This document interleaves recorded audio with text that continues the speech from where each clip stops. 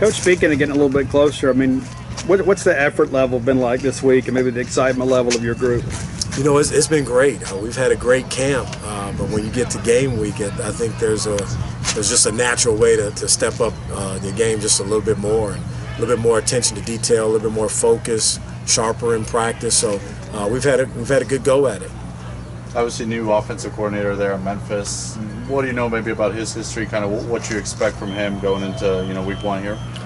From what I understand it, I mean, it's a very similar offense to what Memphis was running last year. The tough thing about first games is new coordinator, new staff, doesn't really matter. They've had all offseason to be working on something. They probably went to go visit some teams and got some new wrinkles and new ideas. So you focus on the fundamentals, and then obviously you got to be ready to make some game day adjustments as you go. Memphis lost Dylan Parms in the draft. How else do you see the matchup between you guys and their O-line? Well, they've got a lot of guys returning. Got some guys coming back from an injury, and they're big up front and they're physical up front. Obviously, over the years they've been a very physical ball club, and got a great O-line coach there that preaches fundamentals, and they're going to get after it. So it should be a really good matchup, and we got to make sure that we're firing off the ball and that we're playing low and using our hands. They were one of the better teams in their conference in terms of limiting tackles for loss. I guess just how important of an aspect do you think that is in this game, getting into the backfield and creating some havoc back there? Oh, it's so critical, right? I mean, the hitting yardage. If you tackle a guy and he falls forward for two or three extra yards, which their backs are well capable of, that makes the third down even shorter once you get to that. And so then it opens up the playbook for them as far as what they can call.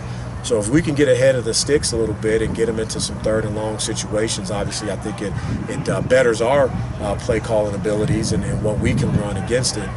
But when you let them get extra yardage on contact, it's going to be a tough ball game. Coach, obviously we were able to see Nathan Pickering play some defensive tackle. You expect to see him still doing that, or backing up nose, or just using wherever? He's going to do a little bit of both. And as we go, we rotate guys around and put them in different spots. But he's trimmed down a little bit, and we got a little bit of a glimpse last year in the bowl game. We played him at D tackle, and he's pretty athletic, and so he's comfortable out there. But just switching it up, just trying to get different matchups that we feel that we might be able to capitalize on. You got obviously a lot of experience on that D line with a lot of guys back. How easier is that to bring those three freshmen along at their own pace? And what do you kind of expect out of Travion and Don Terry and Calvin and Ja'Carri's? Four guys. Correct. Yeah. No question. Having those guys, those leaders, the guys that played a lot of football games for us, it helps out, right? Because now they're fine-tuning their skills. They're not learning the defense, and so they can be a coach on the field, helping the young guys out, getting those guys going and getting them ready to roll.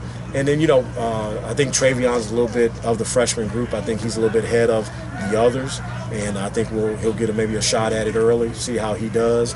And the other ones with the Thursday night football, they've been doing really well and progressing well, and all have a bright future.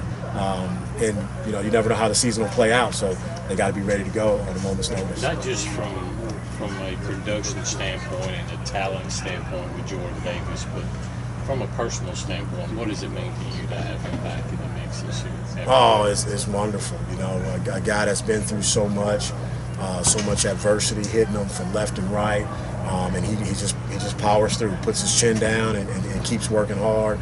So it's exciting to see him out there. Looking forward to seeing him out there on Saturday. Were there a lot of one-on-one conversations with him when he got hurt?